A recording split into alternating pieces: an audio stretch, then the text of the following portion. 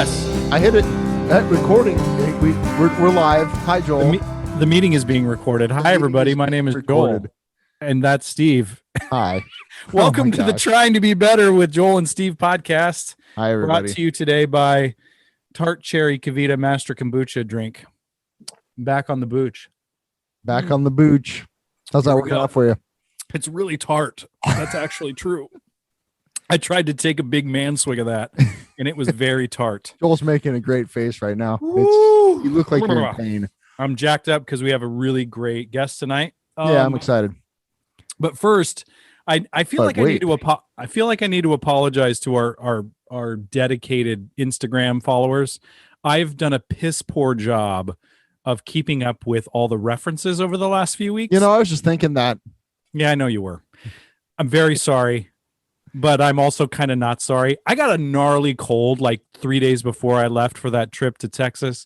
And then I was in Texas and that episode came out. And it was like the 2 episodes have gone by and I've made no references on Instagram. So I will put some things into the Spotify TTBB playlist that everybody should follow. There's some good stuff to go in there.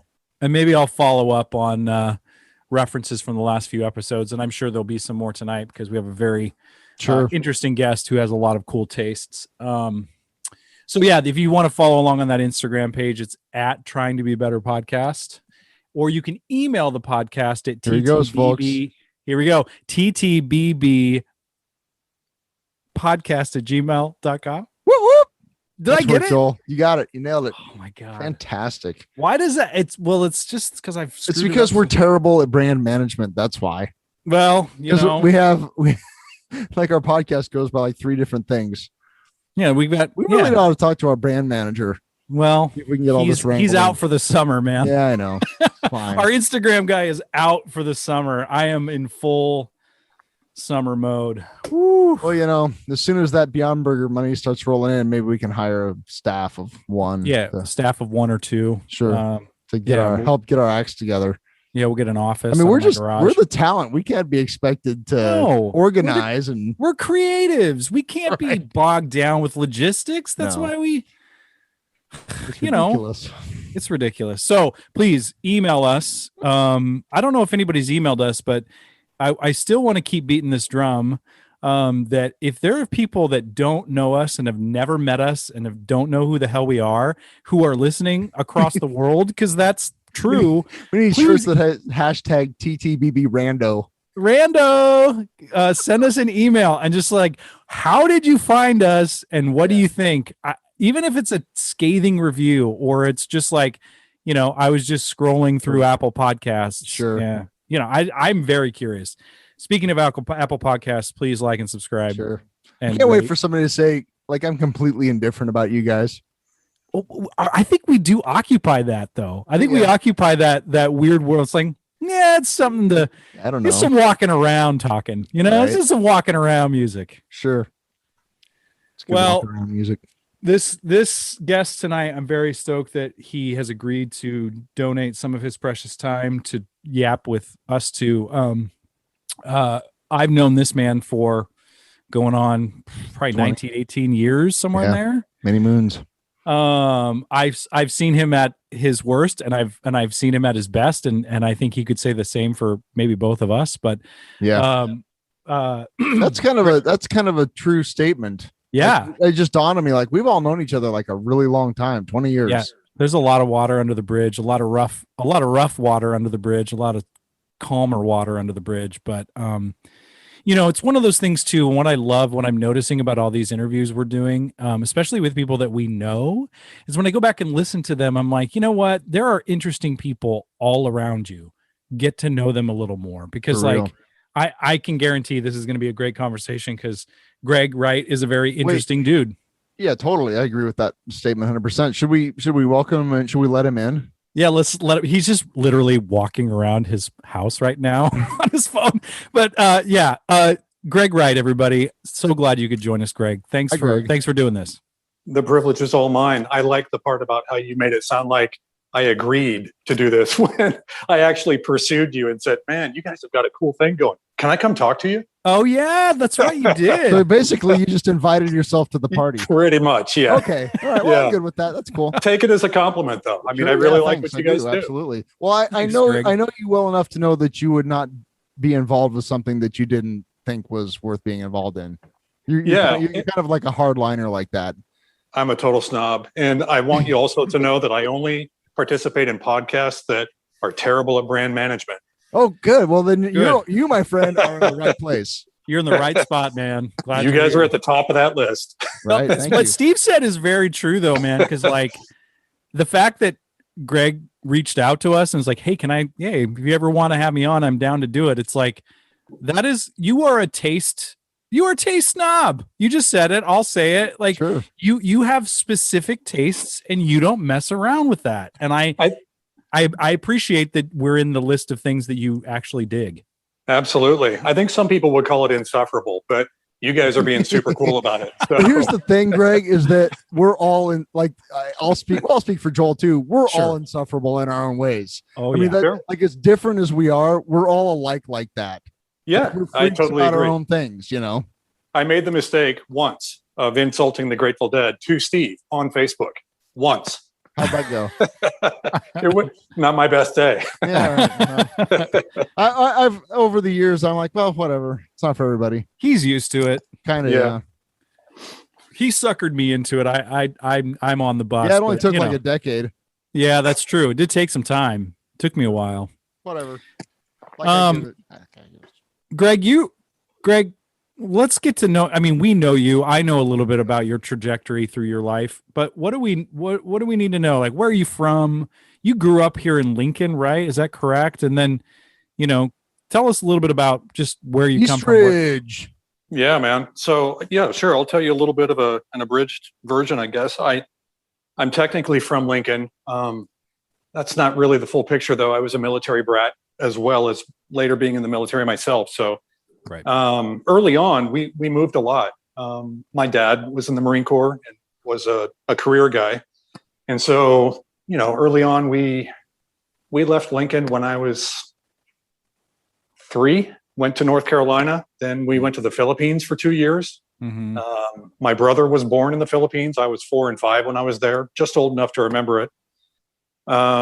Came back to Virginia Beach, then came back to Lincoln, for the first of probably several times in my life. My mom went to grad school and my dad was deployed, and, we kind of made that life. And eventually my parents split up, and I spent most of the rest of my formative years here in Lincoln. I had kind of a similar, if not a little reversed version of, I think, some of what Steve had going on in his adolescent years in high school. I know we have some similarity there, though I don't know that I remember the exact details of yours, Steve. But, That's I had a coincidence. Yeah, sure. I had a kind of a rough existence with both parents. And so, halfway through 9th grade, I got kicked out of my mom's house to go live with my dad, who at the time was stationed at Headquarters Marine Corps and lived in Northern Virginia in Reston. Mhm. Mhm. And so I did, the second half of 9th grade and all of 10th grade in Reston, Virginia. And then I got kicked back out of his house to go come back and live with my mom here in Lincoln. So I finished high school here at East High, 11th and 12th What year grade. did you And graduate? I'm class of 85. Oh, okay. All right. So I was 4 years behind you. Yeah. And I think we have a couple other peers that were in that same area. I think Jamie's one of them, right? He was class 89. Yep. Yep. So, I stayed through 85, and then I was actually on a half-ride music scholarship to the university and had managed to carve out a pretty cool existence as far as music goes. I was in the snare drum line in the marching band at the university, and Mhm. Yeah, that's cool. taken 12 hours of music credits and came to kind of a weird, I just kind of I'm trying to think of the right way to put this. As the movie says, I kind of quit the whole effing program. I just dropped out of everything. Oh, wow. I dropped out of the marching band. I went over to the sideline one morning and put my drum down and said, I'm done. I just left. Like on Royal Tenenbaums when he just lays down his racket in the court and just like gives Kind up. of. Yeah, Right. kind of. I recently watched that movie again for the first time in a long time, probably for the second time, Yeah. and I loved it. Yeah. Like the Oh, first yeah. time I was kind of like, whatever, but I really, really got a lot out of this time. I Yeah. appreciate it a lot more. Why'd you choke out there, Bomber? What happened, Greg? Yeah, right. What led up to you just kind of walking off and just like letting it go? Sure. Before I get into that, let's make sure we bookmark that Royal Tenenbaums thing, because Okay. when I watched that movie with my mom, she and I looked at each other at one point and said, Gene Hackman is dad. Oh, That dude is dad. Wow. So Okay. crazy that you bring that up. But anyway, why did I blow it all out my yin yang? Well, to be honest with you, I was the requisite. If only you would apply yourself, you would be so much more kid. Oh, right. Yeah, I heard that a lot. I've heard Yeah. that before. So I spent a lot of years hearing that. And I kind of coasted through high school. I never really had to work very hard for that part of it. I was reasonably good at music back then, and I knew it. I had probably much more arrogance than humility, and would for another few decades. And then I found out that when you get out of high school and you go to college and you're in this really cool marching band, which at the time was one of the better programs in the country, Sure. all the mediocrity's gone. And all those kids that you used to just sail past in high school, Yeah. they're all at least as good as you are, Right. and maybe better. And so, there was some rude awakening stuff going on. I think there was some resentment on my part. I had kind of this, I don't know, this sort of weird nemesis type dude that went to Southeast that got a full ride scholarship, and I only got the half ride. And you know how all that stuff goes when you're 18 and hormonal and all that good stuff. So Oh yeah. there was a part of me that was like, well, I'll show you guys. I'm just gonna destroy all this. And I did. Sure. Yeah. So that kind of brings you up to age 18. Wow. That sounds about right. Yeah, that sounds about right. So what was that when you thought maybe the Marine Corps is for me, or is that something you kind of always wanted to do? Oh goodness, no. I was always more of a counterculture type, and never really thought seriously about anything to do with the military. So I had dropped out of college, but I dropped out with a girlfriend because, of course, I did. And so, she I was and pretty I close to that myself, my friend. Yeah, I mean, that. she and I were just gonna engineer this. We were just gonna figure it out, and really what that meant is I took out a student loan. I bought a bunch of weed. And we drove to Florida. That was our version of figuring it out. Yeah. So we did that. And That sounds like a solid plan. That didn't work out. I'm shocked like you are, man. I'm right there with you. So, we did that, and it worked for a while, but we lived with her parents down there in Claremont, Florida, and we got a job at Wendy's, and then I got a job I love that. We got a job at Wendy's. Yeah, it was both of us, her and me. Oof. And so, her and I That sounds rather. that sounds like a Ben Folds song. Yeah. Oh goodness. That's So good. yeah, she and I found quickly that making $3.35 an hour and working at Wendy's kind of sucks. And after I guess maybe a month, 6 weeks or so, I called my dad up and I said, "Hey, tell me about the Marine Corps." Wow. And he did, and he was very frank with me. He told me it would be a terrible fit for Rhonda because the Marine Corps was still at that time, and probably still is to this day, easily the most sexist of the branches. She, of course, took that as a challenge and summarily dismissed every word that he said about it, and joined anyway. So, long story short, she and I joined the Marine Corps together, and actually went to Parris Island together, and graduated 3 days apart, and then got married, and began our life in the Marine Corps together. That's incredible. How do you manage to keep as like a fresh green cadet? How do you manage to keep a relationship together in that scenario? Well, it's not really like that. Okay. The Marine Corps has always been a very segregated boot camp experience. They train men and women differently, and they're only now, like literally in the last month or two, beginning to integrate recruits, at Parris Island and San Diego. But at the time, it might as well have been 1955. I mean, Yeah. you show up there, you don't see females for 3 months. Right. She didn't see me for 3 months. I didn't see her for 3 months, with two very short exceptions during that 3-month period. And, then all of a sudden you're Marines and you kind of hook back up and reunite, and you're like, well, you're different. And yeah, you're kind of different too. I mean, Yeah. could we keep going? I guess, so we went to Pensacola and we went to this really pretty, kind of high speed, low drag crypto school that we were going to do for our jobs. And then we went to Hawaii as 18 and 19-year-olds. Wow. That sounds all right. Yeah. As with most things I'm going to talk about tonight, it was for a while.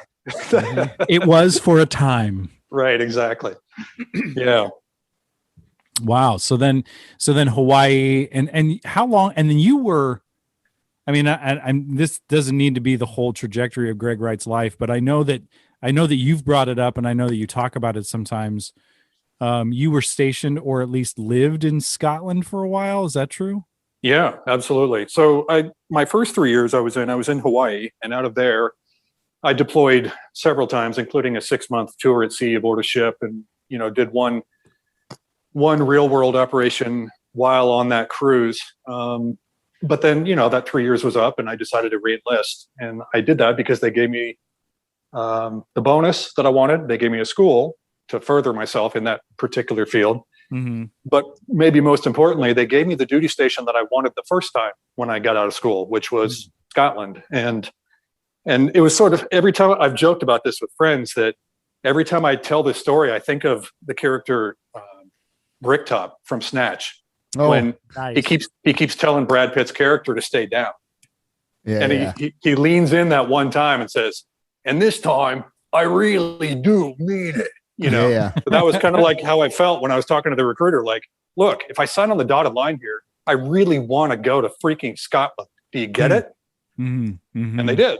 They sent me there. It was like, oh, wow, that worked. Yeah. Was that just because you were a fan of Big Country? Partially. Why? Okay. No. Yeah. I mean, yeah, it was. I just, how idyllic everything seems when you're 20, 21, 22 years old, and you think, well, clearly because I like some bands that are from the UK, the entire UK is a paradise of awesomeness in every possible way. And I was born and destined to live there. Sure. Right. And that's kind of where my head was at that time. And a lot of that, I think, panned out. A lot of it, I think, came to fruition like that. As with all things, we're probably mistaken on half of it, but yeah, I mean, I'd be lying to you guys if I said Scotland didn't leave an indelible mark on who I am. It absolutely did. Right. Well, where were you at in Scotland? I was on the northeastern near coast, in the Highlands between Aberdeen and Dundee. So Dundee is like mid up from south to north. It's midway up, and Aberdeen is closer to Inverness, so further up. And I was at a tiny little naval security group activity that only had 90 Marines, really small base, super remote, really isolated, well above the Arctic Circle. So, you had all the funny business with summers were days were 20 hours long. Yeah. Winter days are 4 hours long, and that really does goofy things to your biological time clock. So, yeah, I mean, it was a real surreal experience. Wow. Yeah. Yeah, that's cool though that, I don't know. I guess I have this vision of the military, like, yeah, you sign on the dotted line, you get no choice. That there was some sort of like, well, Greg wants to go there. Let's make it happen. I'll be honest with you. I think you're right, Joel. I think it's delineated along the same lines that the disenfranchised are delineated against in all other parts of our society.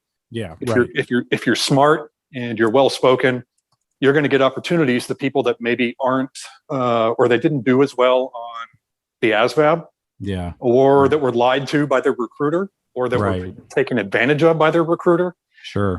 Those are the people that ended up being cooks and grunts. And, in the case of the woman that I was married to the first time, our own recruiter sexually harassed her. And so, I mean, that stuff is rampant. It just happens so much. And the reason I know that is because later in my career, the last thing I did before I got out is I was an instructor back at Parris Island.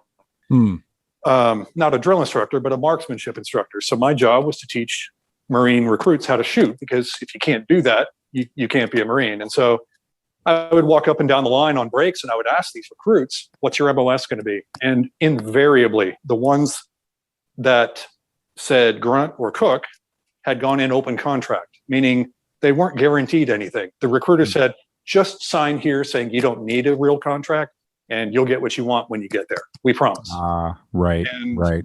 It never goes that way. Wow. So how long were you out in Scotland then? I was there I got there March 1st of 1990 and I left June 20th of 1992. I'm sorry, I can't be more precise. No, a couple years. Sure. Yeah. Oh, that was a joke. You were being dude. Super dry, dude. I am super not. Dry. How's that kombucha working out for you there? Dude, it's loosening me up, man. There's no booze in here at all, is there? I don't know. Let's keep drinking and see what happens. Sure. Yeah, I was totally being dry there. So, dude, you are like the king of that, though. You will fire something so dry, a joke so dry. I can't even. It doesn't even register. So, you still got it. If you were wondering, you still got it. But that's good to know, man. Thank you. So yeah, I was there not quite 2.5 years. So is that when you were done with that? Is that when you separated? No, I had 10 months left, and that's when I went back to Parris Island. So I went back to Parris Island and was an instructor for the last 10 months I was in. And then I said, you know what? 2 enlistments in the Marine Corps is enough. And if I don't have enough discipline now, then I'm probably never going to have it. And I'm ready to move to the Rocky Mountains and become a new me. Is that what you did? Absolutely. It just wasn't the new me I was hoping for.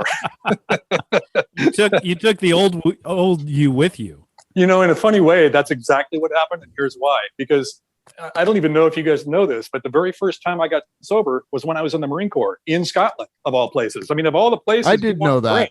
You've said that in the past. I don't think I knew that, though. Or at least if you said it didn't register. Yeah, so I volunteered for inpatient rehabilitation when I was in Scotland because I'd kind of started drinking alcoholically and went to Jacksonville Naval Air Station in Florida, got sober, went back to Scotland, picked up a new stripe, was all of a sudden a sergeant. The world was at my fingertips. Things went great. Spent the rest of my time in the Marine Corps dry as a bone.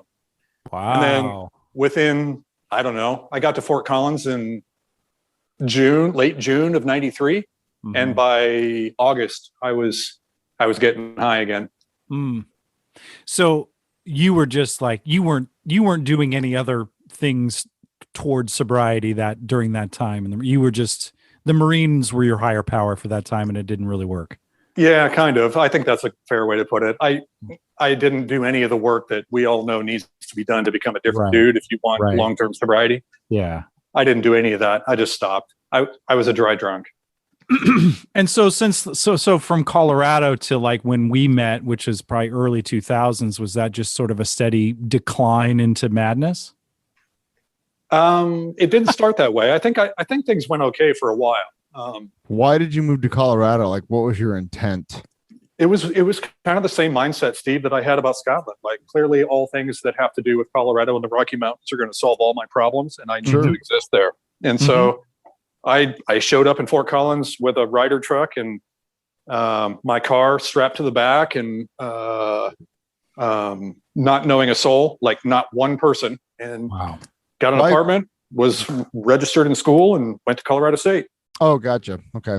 Okay. School choice. I was wondering why Fort Collins instead of Boulder. Yeah. I got it.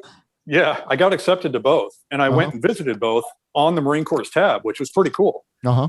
So, I went to Boulder and visited and checked it out, went to Fort Collins, and I realized pretty quickly that I wouldn't be able to afford renting a water closet in Boulder, much less, any sort of real lifestyle. And so Fort Collins just seemed like the no-brainer choice. And at the time, it really was. It was way cheaper to live there then than it is even now. Whenever I go to Boulder and visit, I just think, I'm not pretty enough to live here. Yeah. And I literally, the last time I was there, Joel might remember this. I I had a moment where I was standing and look at all the different recycling bins, and I got mad because I didn't know which cup to put it in. Yeah. Or like, do I separate this? Like where? Yeah.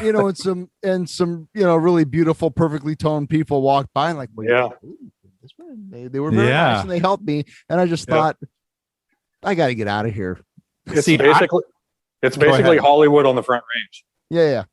I mean, it is. I don't know that it's always been that way, but I definitely, I mean, I vacillate when I'm there. I'm like, why don't I live here? Right. I love visiting there. Like I really do, despite what I just said, but being there, it's like, oh, this is so nice. Yeah. Yeah. And then the dark part of my brain is like, I hate all of you people. And why in the world, who like, how do you, this condominium costs $1.4 million. Like, what the, okay. It is a lot like LA in like what Greg said, because it's like you have to make a certain amount of money to enjoy it. That's the same way for LA. Like LA sucks if you're broke. Right. It sucks. Yeah. Yep. You make a certain amount of money, it's pretty all right. All right. Sure. I can dig that. I'm guessing among the three of us, I might not be the only dude who, when you're in places like that, and I do this, my wife will attest to this. We'll go to some place and I will ask the person who's serving us, whatever service position they're in, is this your only job or do you have other jobs or how do you survive here? Like how, and I'm not being snarky. I'm asking how do you make it here? Right.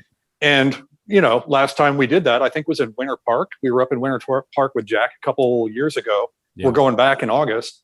And the common answer was, well, I have 3 jobs and I live in a house with 5 other dudes not in Winter Park. It's like in some other podunk area, a little bit down the highway. That's not quite as tony. Right. Exactly. So, yeah. Or you just have a really good alternate source of income. There's that. Yeah. or you had just, what everybody else has is a trust fund that you draw on for, until you're 50. Right. Yep. Isn't that just the way it works? That macrame colored Subaru didn't pay for itself, mister. Sure didn't. Wow. So then you, so the move to Colorado, I guess if I'm hearing this right, that was also the move away from that first marriage. Is that right? Oh no, that blew up within months of getting to Hawaii. Okay. I had already been in and out of my second one. Oh, nice. Oh, good. Right. I was on the pro circuit. Pro circuit. You're a pro. Yep. So I was not the guy you wanted to be married to back then, for sure. But I can say this with 100% assurance. You are a dude that you would want to be married to now. Like that's, I don't know, maybe I'm making a hard shift, but we put a pin in the Royal Tenenbaum's dad situation. I'm very curious about that. Sure. The Gene Hackman character, you said you were watching it and it reminded you of your dad too, sort of absent and then kind of fun loving, but frustrated everybody. Yeah. And I think why my mom and I picked up on that was really purely the absent part. Just the ability to be so incredibly self-absorbed and to not really get the fact that he has, in our case, 2 kids, 2 boys who desperately wanted him to be an active father and a good role in their lives. So I think in our case, that's where that push being comes from. Was that a personality thing or was that a commitment to work thing? I realize those 2 things can intersect, but I mean, or was he just, was it a narcissism thing or was it I think my dad had his own more socially acceptable addictions, and sure. I think maybe now is as good a time as any to just kind of make that left-hand turn and go down that road, if that's okay with you guys. Yeah. So the deal with my dad, I think like most boys, I really looked up to him and I kind of thought he was my hero and all that good stuff. And of course, seeing the model Marine type character never hurt. And that kind of went south. When I got kicked out of my mom's house and I went to live with him, I was initially really excited about that. And I looked at it as, man, this is a new high school. Mm-hmm. I'm going to be, if not the best drummer there, I'm going to be one of the best. And I'll certainly make do with what I can do there. And it's going to be, new girls, new scene, new everything. I looked at it as this wide open opportunity. And by and large, it was just that. The problem was he at that point, I mean, I didn't really have any real understanding that apparently there are just some dudes who shouldn't be dads. And I would learn that much, much later. Like I would just come to this sort of understanding that he just was never really cut out to do this deal. At the time, though, it was much easier to blame it on his then second wife. He married this woman who was, I mean, I can look at things from where I sit now and say she probably had some sort of borderline personality disorder, or she was incredibly mean-spirited. The typical step monster that everybody heard about in John Hughes movies. I mean, all of it was there, right? Yeah, yeah. The kind of woman that called my 8-year-old brother a faggot. That's the kind of person she was. Wow. And you can edit that out if you need to. But so that was the kind of person that I was living with as a stepmom. And over that 16 months I was there, what I realized is that there was always going to be a triangle. There was always going to be a polarization. And it was never going to be he and I as a tight-knit unit, which is what I was hoping for. It was either going to be all of us, or it was going to be me on the outside, with him always aligned with her against me. And I know that sounds awfully, I don't know, soap opera-ish, but that was the reality on the ground. And so that started to take a toll. And the way that kind of came to a conclusion is, you know, I told you I came back here for my junior and senior year. That's not the way things were supposed to go. I was here to visit my mom for 30 days and to see my friends and say, hey, I've got this cool new life in Reston. And anyway, good luck to you guys. And I'll see you after high school, you know? Yeah. So I come back here, and literally the day before I was supposed to go back, he called. And I mean, this is one of those things where you guys probably have flashbulb moments in your life where you remember every detail of that scene, of whatever that was, you know? And in my case, that's definitely one of them. And I'll never forget this. I answered the phone and I said, hello. And without even any sort of niceties or, you know, hey, sure have missed you, pal. It was, Greg, this your dad. Let me talk to your mom. Just that perfunctory, that short. I'm like, okay. So she gets on the phone and they talk for a couple minutes and she hangs up. And my mom looks at me and says, your dad told me that Jan says if you come back, she's going to leave. So you can't come back. Wow. And right there was basically a fulcrum. It was, well, literally, it was a fulcrum. There was before that moment, and then there's my life and me and my existence after that moment. And they were never going to be the same again. I've never been the same since that very moment when I realized my dad just sold me down the river. Yeah. The dude who's supposed to be on my team and who had every reasonable ability to stand up to her and say, do you have any idea how insane it is for you to ask me to give up my children for you? Yeah. But didn't do that. So that's where it all started. And it would be okay if it was just that. But that woman was his second wife. She was his third wife. And she was also his fourth wife. Okay. All right. You heard me right. Did you go to all of the weddings? No. But I did get the benefit of getting that same alienation and that same expectation from her every time they reconciled. So what it when meant when she's there, Greg's not. Yeah. Yep. So in other words, when they were divorced, I would kind of reach out and try to bring him back into the fold, and he would kind of make some meandering half-assed efforts to do that, including when Jack's mom and I were getting married. That was the last time that I did that. So he came and he paid for the rehearsal dinner and paid for all kinds of other stuff, and you know, was generally a part of things, and that was kind of nice. And then they reconciled again, and it was right back to, well, you know the deal. I mean, I'm back with Jan, and I can't have anything to do with you boys now. And so the repeated trauma and just the unspeakable insanity of that position, and the absolute cowardice and weakness that it takes to occupy that space, I guess, willingly. I mean, that takes a toll. Yeah. I mean, and to be sort of repeatedly and systematically cut out because of one person's presence. You know, that, like you mentioned trauma. I mean, Greg, that's trauma. That's traumatic. That's horrible. You know, that's abusive and shitty. And I'm, go ahead. Sorry. Well, I was going to say, I mean, as you might imagine, I've really I've really wrestled with this numerous ways over the years, particularly since getting sober. Yeah. And, I'll be honest with you guys. I don't really think I understood just how damaging my experience with my dad was until I'd been maybe 5, 6, 7, even 8 years sober. Yeah. Right. It took me that long because, when I was younger, I was like, whatever. So I had a shitty dad. Everybody's got shitty dads, or a lot of people have shitty dads. Well, yes, but in my case, it still had an impact, and it was still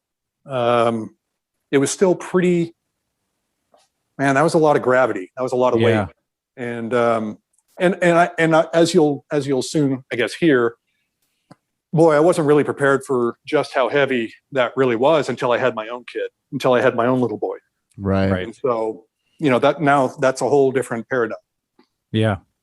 But it's what's, that's what you said there too. I want to put a pin in as well, or at least address that, like, and I know Steve can talk to this too. It's like you said, you're 8, 9 years sober before that really came to light. Man, I don't know. Somebody might be listening to like, oh, these guys are sober. And once they get sober, everything's great. It's like, man, that is such a falsehood. It's like, it takes it takes time, and it takes years and years to like actually uncover some of that shit that's really vulnerable and tender and traumatic. And we don't even have, it's like, there's stuff that I'm just looking at in the last 4 or 5 years that, like, I didn't know was there, and wasn't ready to deal with until now. Absolutely. And I really, obviously, you've known me long enough to know that when I said I'm hoping that if I get a chance to talk to you guys for an hour, and you manage to ask some really great, insightful questions, and I managed to maybe tell a little bit of my story and how things went and how I was able to come, I guess, full circle with some of this stuff, that there has to be somebody out there that's going to get some motivation and some inspiration and some strength and hope from this. And I really, really want that. Yeah. Yeah. That's what this whole thing's about. Steve and I like to just make each other laugh, but what this is really about is trying to be better people, trying to be better human beings. Well, and we've been fortunate to have a few people on here that have shared some really difficult things with with the internet through this show. And so, like, you doing that kind of falls in that category, and I'm frankly honored that you would do so. Yeah. In the hopes that if there's somebody that's listening that can get some, because you have, I know you, and I know the life you have today, and I know the life that you came from, and I know that you have done the work to have a life today that is not rooted in insanity. Yeah. Like, you have a pretty nice life today. I do. My wife gets a lot of the credit there. She's an incredibly patient woman who is my biggest fan, and I have to give her as much credit as I can. I also think it's important to note that each of you two have played a pretty significant role in my life. Both of you guys were willing to tell me things that I was uncomfortable to hear pretty early on. Steve, you and I worked together for a time in the program, and Joel, you and I have always been pretty tight. And that needs to be known, that, these friendships matter. These connections matter. I love the fact that you guys are still best friends after all these years. And I love the fact that, like you said at the beginning, that the three of us have seen each other at probably our worst and probably at least close to our best. Yeah. And I've told both of you what my indelible memories of you guys are from those early days, that they are righteous memories. I'm here to tell you. Mm-hmm. Yeah. No, we've got good ones, and we won't necessarily have to unpack all of them. But one thing that I will say is that, like, when I'm being a shitty friend, Greg, what I love and respect about your honesty and clarity is that you'll call me on it. Like, hey, dude, like, we don't talk, and I don't know if we're pals. Are we pals? And then I'll be like, yeah, okay, shit. Yeah, we are pals. And like, okay, well, I wasn't sure. Like, that sort of directness is so packed full of love, because it's like, hey, dude, I'm not gonna keep throwing it out there if you're not gonna respond. Like, hey, like, I tremendous respect on that. So thanks for saying that.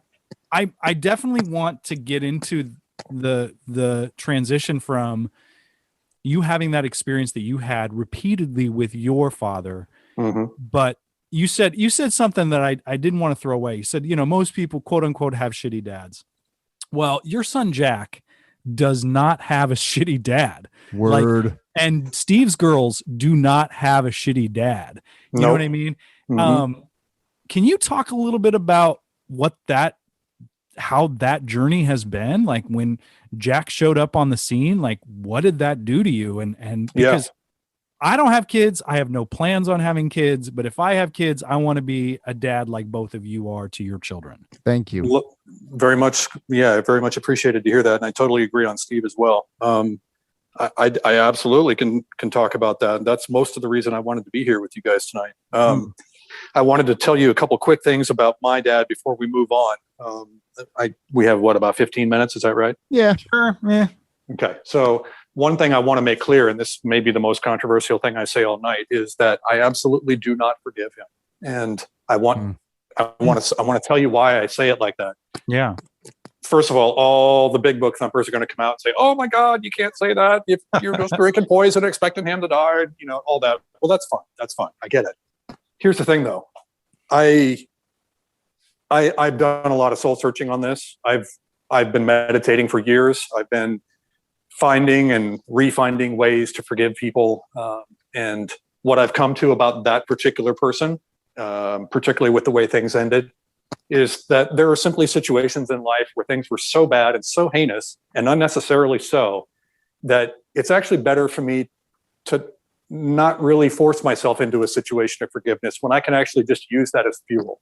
And so for me, that's what I've done. I've used that as fuel to keep working on me, to keep playing that sort of faded blueprint in my head about what I will never be to my little boy, to try to not make the mistakes that I saw him make that were easily avoidable, and to continue to look in the mirror.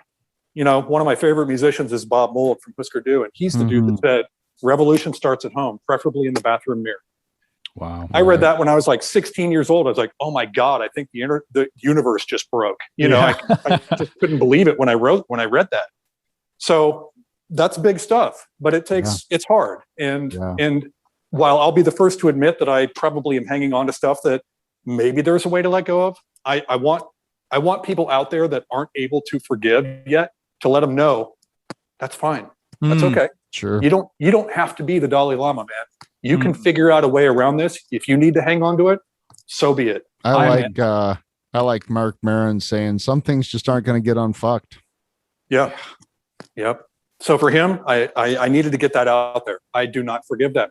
He's been dead since 2015. I'm probably never going to forgive him. And more importantly, because we're going to, kind of talk about my situation with Jack and being a dad. If I had the opportunity to go back and rewrite this, I wouldn't change any of it. And here's why. If my dad hadn't been the guy that he was in all of the, resplendent horror and glory at times, I'm worried that I wouldn't be so focused and present on trying to maximize every minute that I have with my kid that I'm just not willing to risk that. In other words, if that's the price that I had to pay to be where I'm at right now in my family with my little boy, man, I'm here to tell you, I'd go back and pay it twice. I'd do it again. I wouldn't change a single thing. Greg, I think that's really powerful, dude. Cause like, I am also learning that, everybody's journey with their past or people in their lives is their journey. And I think that's super helpful for you to put it like that. I mean, it hits me. I mean, being raised in a Judeo-Christian sort of thing, forgiveness is like, it's just like the thing we talk about over and over ad nauseum. But I think there's something really honest and healthy with like, no, I mean, just letting folks know, like, if you're at a spot where you can't, don't, like just don't. I mean, it doesn't sound like it's eating your lunch. It sounds like it's pushing you forward. So that's your story. Yeah. It's really just, I've kind of come to a place in my life now where I've sort of, I guess, come to peace with the terms. And And I'm okay with that. Yeah. There are days that I need to turn the music up loud and kind of stomp around in the basement with that sort of self-righteous, ridiculous fury that we do, when Oh yeah. Henry Rollins talks about putting on a cape and having a celery stick as a microphone and putting your foot up on the monitor and pretending you're Ronnie James Dio. I think, if I need to do that every now and then, sure, that's fine. You do. Please tell me you do the Ronnie James Dio thing. Devil woman, look out. See, I'm more of a Bon Scott guy. That's where I head. Yeah. Excellent. Yeah. Whenever, I want to be Eddie Vedder swinging from the trusses, throwing myself into a mosh pit. Yeah, man. Yeah, absolutely. What I hear, and I don't know, I keep talking about the whole thing about not forgiving your dad is profound and beautiful and interesting. Because what I hear, as I look at it through my path, a Buddhist lens, it's like the point is that we see things clearly and we allow the feelings to be there and we watch them come and go. And it sounds like you're seeing it clearly. And if that ain't the real point, then I don't know what it, like, you know what I mean? Like, we got to see our things clearly. Sure. That's what I'm trying to get at. Yeah. And much like you, man, meditation saves my butt. Daily, if not weekly, daily. And so I'm right there with you. I don't know that I've ever actually used the label, but if I have told people, if you had to give me a label, Zen is probably as close as you're going to get. And I'm cool with that. But yeah, meditation for me is all about, hey, look at that. It's me grinding my teeth into incandescent fury again. Okay, well, let's just have that sit by me for a little bit, and you can be here for a while, and then we'll see if it goes. Maybe something else will come and hang out. And it's, I'm sure you guys can identify with this. I've been doing this for years, and I feel like I'm still terrible at it. I'm not really, but 10 minutes of silence in my head, that's a long time, people. Yeah. Well, I'm reminded of the conversation we had with Mary Stancavage several podcasts ago, the Buddhist teacher, and she's more of Vipassana or traditional Buddhism, but she was talking about sometimes the label, telling somebody I'm a Buddhist is useful, and sometimes telling somebody I'm a Buddhist is totally not useful. So it's like it's like the label, is it useful or not? Like that's the whole deal. Yeah, I get that. That's an interesting thing she said. I need to listen to that one. That's one of them that I haven't heard. You should. She's fun. Mary's great. If that only gets you to listen to Mary more and listen to her Dharma talks, then she's fantastic. She really is. Hearing references to her from you guys, that's pretty much enough for me. So yeah, sure. Count me in. Mary's great. So that's really, because like I've gotten to the point that I don't know if forgiveness is the right word, but I've had to just let some stuff go. And it may not be with a kiss and a bow. You know what I'm saying? Right? Yep. Like, we're just this happy cloud and I'm just going to let it poof off, but it's all, I understand the fuel thing, but it's off. I've kind of gotten to the point, like, I just got other shit to do. I just have other things to do. I gotta go. Yeah. And there's that feeling and that whatever, the seething and the hurt and all that, but it's like, I just, okay. And I definitely, especially in this past year, have sat with some of that where maybe I hadn't for a while, and it could get kind of intense. Like really, really, it's 6 o'clock in the morning. I'm sitting in my little meditation space, like, oh my God, what just happened? Like, I can't believe I have to go to work in an hour because I got, and that's been really good. But it's almost like it has to be kind of metered out a little bit.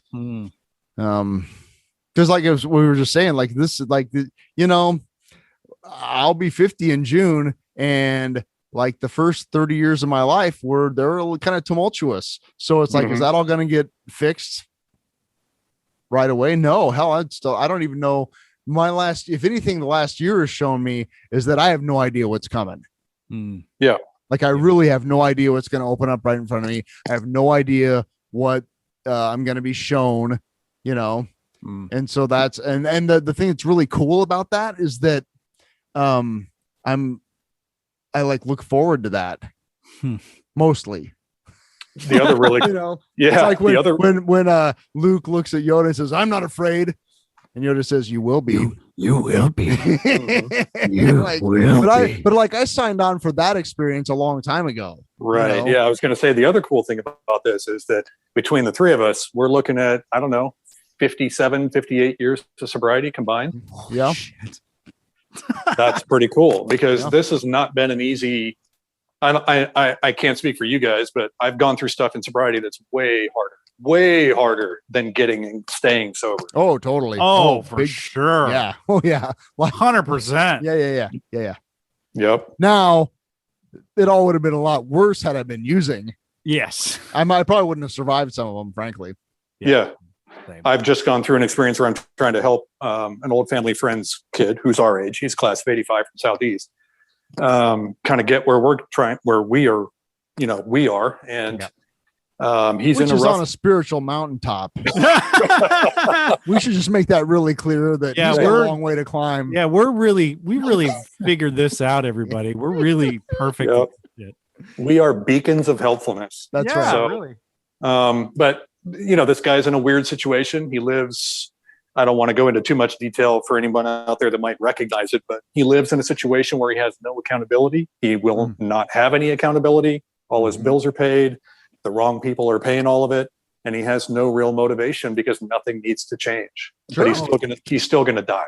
I remember my Yeah. first sober mentor sponsor saying, like, because I was probably complaining about how broke I was and how I didn't know I couldn't figure out how to balance my checkbook from day to day, And he was like, man, I don't know how rich people get it. I don't know how people with complete unimpeded privilege get it. I mean, it happens for sure, but you have to get to that point where you don't have any other options. So Yeah, there are certainly stories of that. Guys like Robert Downey Jr. and other stuff like that. But if I had been in this person's situation, I would have been dead a long time ago. I would have. I'd end up like Jerry Garcia. yeah, Yep. right. Where everything around you is just sort of you're Taken care of. taken care of. Oh, and don't forget, you're also the linchpin for the organization. Yeah. Good point. Good Well, point. I had, and this is a tangent, but you've talked to me about that situation with Jerry and all rock stars in that spot, I guess, but it's not really hit me until it put it in a better perspective with pandemic times and like concerts coming back. Cause like there's a whole machine that's just waiting to be employed. Unleashed again. Oh yeah. And it's like to have that pressure around you and on you all the time. That was the thing about that is that they could have pulled the plug at any time, Yeah. but Garcia would have just left. He would have True. just gone out with his band. Yeah. I got a Fuck you band. guys. Right. Bye. Right. They love me Yup. over there. I'll go over there. Pretty much. But that was a quick anecdote just to bug Greg. But when they had an intervention on him, the band actually tried to have an intervention in 85 ish. Bet that went well. Well, what happened was, they sat him down and they said, it's either the drugs or us. And Garcia cocked an eyebrow and said, upon a careful consideration, I'm going to have to stick with the drugs. And then he looked, and it was Billy, the drummer, that kind of stood up, and he turned and looked at Billy and said, besides, it's a lot easier to replace a drummer than it is a guitar player. Mercy. Woo! Plus they had And two. they just sat down and the show went on. Yeah, I mean, they had two drummers as well. Well, right. But I mean, like that was that image of I love that Garcia, and he said like this image of me of being this big fluffy teddy bear guy is like, I'm as bloody minded as the next guy. Right. That's awesome. We're good time pirates, but we're still pirates. Right. Oh, 100%. That's one of my all-time favorite Garcia quotes is from like 71 when people were accusing him of selling out then for making, Working Man's Dead. He's like, I really feel sorry for people who take us too seriously. What we are is good time pirates. Yeah. Yeah. Like we're coming into town and we're going to take your money and some of your women and everybody's going to have a gas and then we're going to roll on, Rock and roll. Yep. Well, Anyway, yeah, Greg, at least, and I know it's true because because I see it on social media. Your connection to your son is incredible. Like, you're teaching him like survival skills right now. Like, he's outside in the woods, like building lean-tos and skinning bears or something. What's happening out there? Hey, so when the shit goes down, I'm coming to hang out with you guys because you know more than I do. Exactly. Yep. He might let you crash. Greg's a marksman. Greg knows how to shoot stuff. His son will just teach us how to forage for berries and build, shelters. It'll be great. Sweet. If you I guys can are bring lucky, a couple chickens. Yeah. If you guys are lucky, he might let you crash down in the Lego lab. I love it. That'd be great. So yeah, as far as Jack goes, that also had its sort of fulcrum, if you will. As you guys probably know, my divorce from his mom was pretty contentious. I don't hold any ill will toward her now, and she and I are actually doing a far sight better as far as being decent humans to each other and being good co-parents. And I give her all the credit where credit is due, particularly over the last 6 to 12 months. It's been markedly different. That's great. And good for her. And that's like, I'm stoked. So, but it wasn't always like that. And when we split up, I was mortified, not because I was losing my marriage to her, but because I'd never done this with a kid. And I really knew that I was in a bad situation being the single dad instead of the single mom. And I didn't know how this was going to go. And I also wasn't as comfortable financially as I am now. So I was worried about everything. I was worried about money. I was worried about if I was going to get a fair shake by the courts. I was worried if I was going to basically be able to be the dad in this little boy's life that I already knew was my mission, based on my own experience with my dad. And so there was one moment that I really wanted to make sure that I shared in this podcast. And that was, right after I'd served her papers and I've got a lawyer and she's got a lawyer and we're all lawyered up and it's super acrimonious and just ugly all around. And the initial default plan in the state of Nebraska is 10 and 4. And what that means is the mom's going to get the kid 10 days. You're going to get the kid 4 days out of every 2 weeks. That's just the way it is. That's the default plan. So we were in that. We were just beginning that. And the very first time that I had to drop Jack off at his then daycare, I mean, he was barely 2. And I dropped him off at this daycare, and it was the beginning of that first 10 days without him. And I dropped him off there, and I got back in my truck, and I just sat there, and I just sobbed. I just cried uncontrollably. And my real fear, the thing that I just couldn't shake is, what am I going to do if my little boy forgets me? Is 10 days long enough for a 2-year-old to forget his dad? I don't know. Maybe. And so I'd asked a few people, and everybody says the thing that they hope is going to make you feel better, but deep down inside, I just didn't know that. And there was only one way to find out, and it was to go through that 10 days. And it was brutal. It was just ugly. So, 10 days go by, and I go by to pick Jack up after that 10-day period. And I pull up to his daycare, and I'm just hollow with pain and fear and uncertainty. And I get out of my truck, and I don't even notice. I'm so self-absorbed with what's going on inside me that I don't even notice that the little kids that are outside in their little, chain link fenced in play area. And it's brutal, brutal cold. It's, this was November, December by this time. I remember it was just biting cold. And I get out of my truck, and I'm walking toward the door. And this is another one of those flashbulb things that I will just never forget. I hear this little voice behind me, and it says, "My daddy's here." And I look behind me, and there's Jack, and he's got his little fingers wrapped in the chain link, and he's holding onto the fence, and he's looking at me with his little hat on. And I'm looking at him, and he's looking at me, and he said that. And I knew right then that this kid's not going to forget me. I just need to show up. I just need to be present all the time that I can be present. I need to be focused on him. I need to be the guy that he needs me to be. And I just need to keep doing that. And we'll see where this goes. So that was the initial moment. And ever since then, I've put a lot of time and effort into making sure that I maximize really what I'm given. And what I'm given is more than a lot of dads are given. Yeah. Some of that I paid for. I've since taken his mom back into the system to renegotiate a better plan. I have a better plan than I did at that time.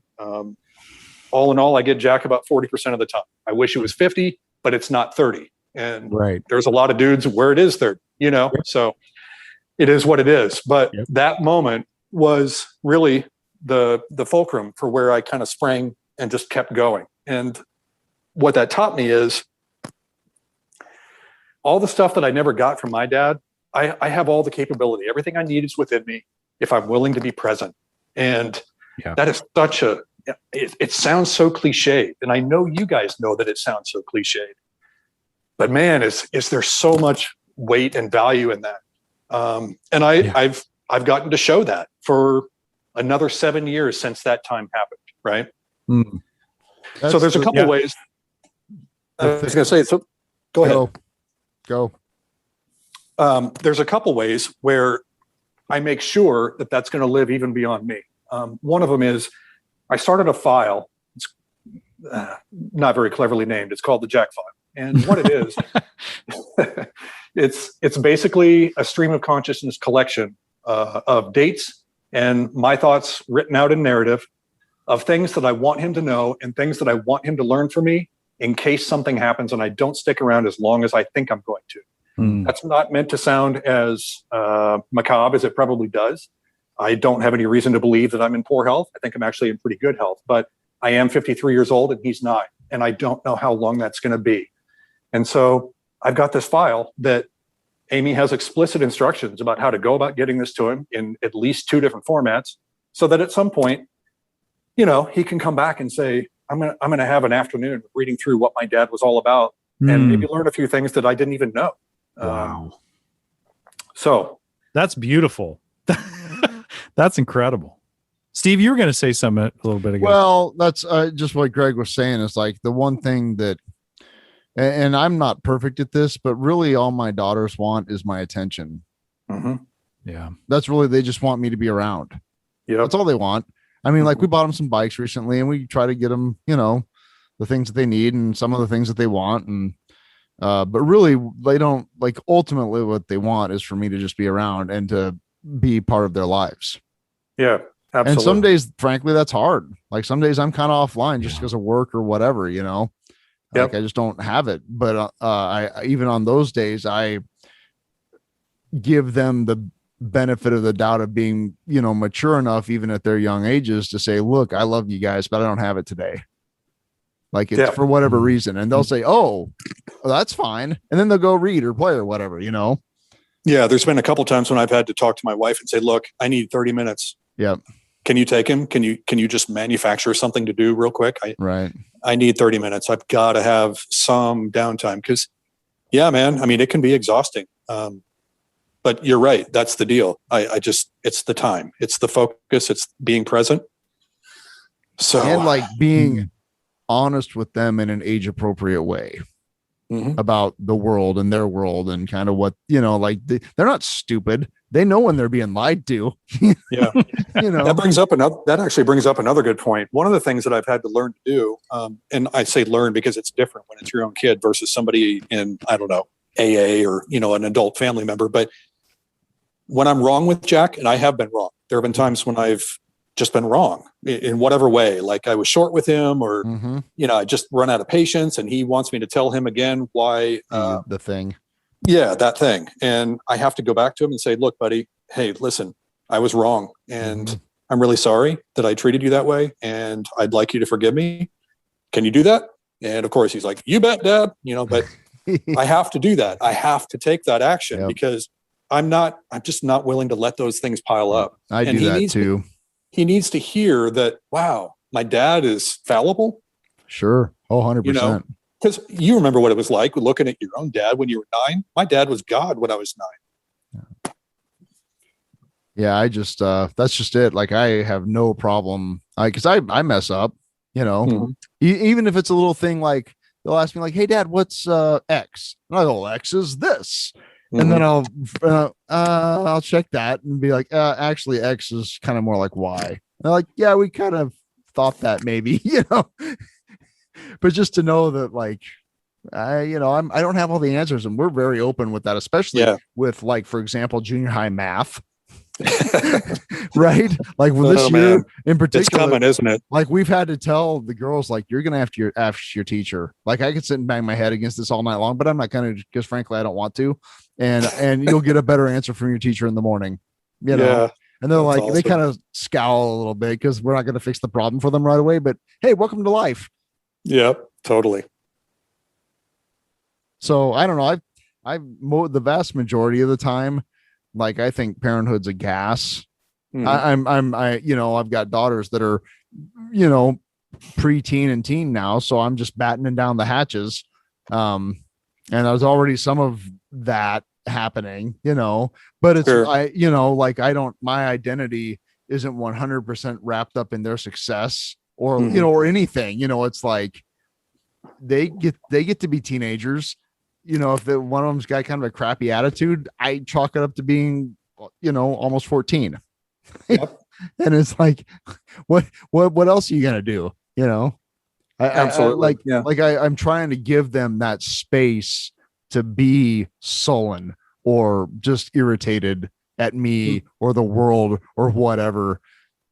Cause that's the other thing, is that, like, they know that not everything they're being taught in school is correct.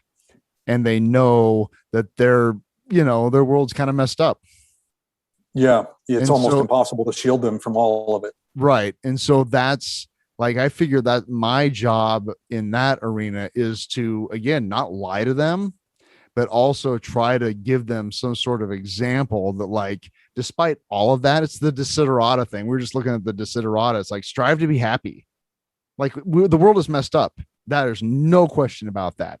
So you can either get all balled up about it and be miserable, or you can do what needs to be done so that you can be happy in this crazy mixed up world. Yeah. And they're kind of like, yeah, all right, you can get behind that, Thanks for the reminder too, that I need to remember that there's going to come a time soon. It hasn't gotten here yet, but there will come a time soon when Jack is just simply going to be unhappy with me. Yeah. And that's probably going to be a rough acclimatization for me. It's not as hard as you think. It is kind of, actually, like the first time I was like, oh, what is happening? Don't you know who I am? I'm melting. Right. But then it's like, after a while, it's like, no, it's just, teens and whatever. They'll get over it. I'm hoping I'll deal with it the same as I did when I realized this kid does not want to be a drummer, and that's okay. That's okay. Yep. Take the drumsticks. Or sell his kit to a friend and buy more cymbals. Could go either way. There you go. Yeah. I've had some of those moments too. Like, no, that's not going to happen. The one thing that I am pretty adamant about is piano. Because I keep telling them, it's like, A, if you can play the piano, you can play anything. Yep. And B, in 20 or 30 years, it's going to be a source of serenity, joy, entertainment. You'll be the coolest kid at the party when you can plop down to the piano and play the latest whatever dumb pop song, like those are all things. And you just learn, like, music is the language of the universe. So being able to have a rudimentary understanding of it and ability to perform it or appreciate it it's critical. It's and so I'm fair. That's kind of a non-negotiable for me. But everything else is like, whatever, try it. You like it, great. If you don't, fine. How long have they taken piano, Steve? 3-4 years now, I think. Yeah. And it's not hardcore. I mean, their teachers their teachers kind of on the same page I am. I mean, we're not, it's not like that movie Whiplash with the drummer guy. Right. It's like, as long as they just, like, have fun and understand that being able to make melodies on a piano is a lot of fun. But you have to get through the rudimentary basics of it, which isn't fun. It's boring and it sucks. And you have to practice the thing over and over and over again. But all of a sudden, it's like one day you're like, I'm playing a song. And it feels good. Like, that's where the gravy's at. You got to get over that hump, though. So we're working on that. Cool. Jack took piano for 2 years, and that was his agreement. And that was the commitment we asked him to agree to. And so when that 2 years was up, we let him cut loose, but that foundation is critical, and he's still using it. He just likes to track and transpose Minecraft songs in my studio. You know, well, but see, that's awesome. Like that's right. awesome. That's what he's into. That's the future. I mean, a certain level, playing the acoustic instrument, the piano, is like learning Latin. Yeah. Yeah. Well, I feel like have we done it? I feel like we've kind of done it. I think we have. Joel, you're muted or you've lost your microphone. Joel's not. I can see him talk. His lips are moving, but no sound's coming out. Okay. We're having technical difficulties. No worries. Yeah, I think we did it. I'm really grateful to you guys for your time tonight, and that we weren't really. I'm screaming. Can no, there you go. Now we can hear you. Well, but not through your good mic. Whatever. I'm throwing this mic in the trash. That's a good idea. It's kind of. Well, we would be okay. Well, Steve, we have to ask the question. Oh yeah, Joel asked the question. Now that you can talk. So sad about my microphone. Okay, Greg. Yeah. What are you listening to? You know me, man. I'm pretty fired up about instrumental post rock. I listen to a lot of that, but you know what else I'm listening to? What's that? 1965 Miles Davis. Oh, live at the plug nickel. Cool. Wow. Love it. Man, that's more punk rock than any punk rock I'm aware of. It's so amazing. It is so badass. I'm not familiar with that particular record, but that's right smack dab between, like Kinda Blue and Bitches Brew. So I bet it's pretty awesome. Yeah, it is. It was the highlight of his acoustic quintet. I mean, Herbie Hancock, come on. Sure. Okay. Yeah. Ron Carter on bass, Wayne Shorter on sax, the inimitable 17-year-old Tony Williams on drums. The dude was a prodigy. So for me, I mean, as a drummer, it's like getting a postdoctoral clinic on ride cymbal use. It blows me away. All right, I'm in. That'll be my ride to work tomorrow. And I'm going to answer this question for you. The top instrumental post-rock band for you is Caspian. Am I correct in that statement?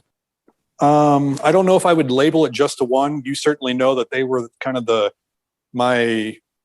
they were my epiphany for sure. They right. Along with 14 Nights at Sea and Hammock, those three bands all around the 2011, 2012 timeframe really showed me a different way that I could be as a musician or as even a fan of music. But man, there's a bunch of instrumental post-rock out there that's pretty amazing. If I had to pick one band where I am constantly reminded every time I hear them, like almost brought to tears of joy, it would probably be Hammock. Hammock, dude. You turned me on to Hammock, and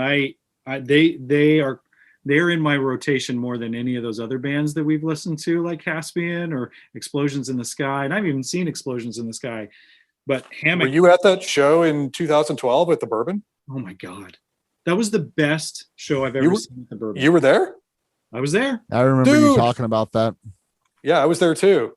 It was the best. And also that place kind of, I mean, who cares? It sounds like shit unless it's full, and that place was full, so it sounded really good. Usually the Bourbon sounds like ass if there's not enough people in there. But I've seen Caspian there too. Oh, woof. That was my wife said, "Are these guys always this violent?" And not like breaking stuff or threatening people. Just, I mean, the ferocity of their show that night was yikes.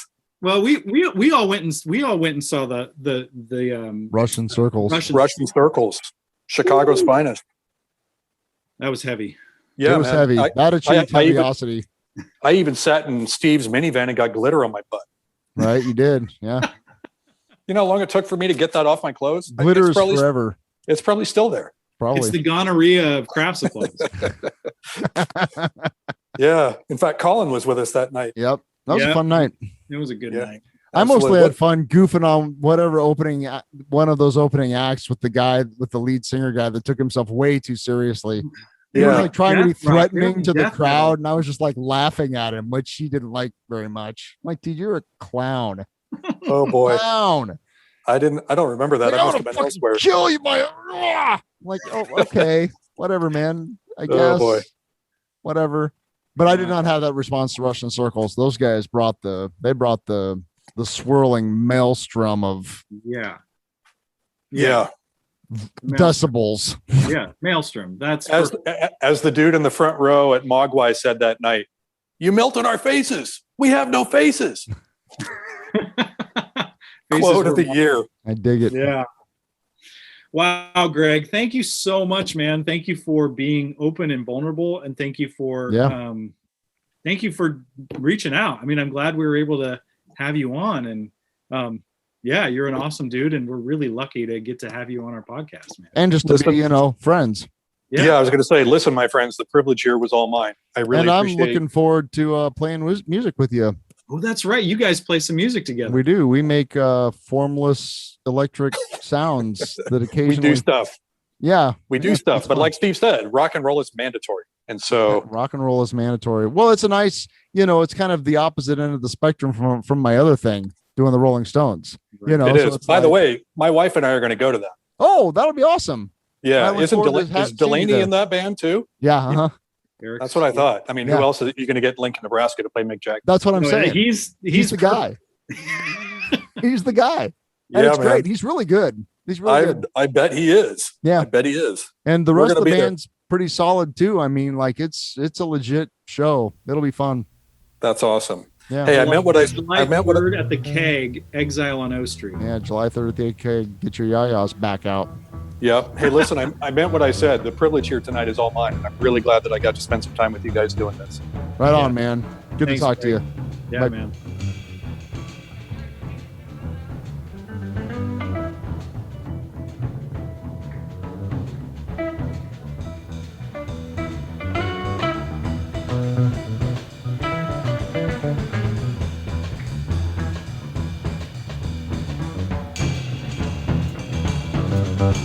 Thank you.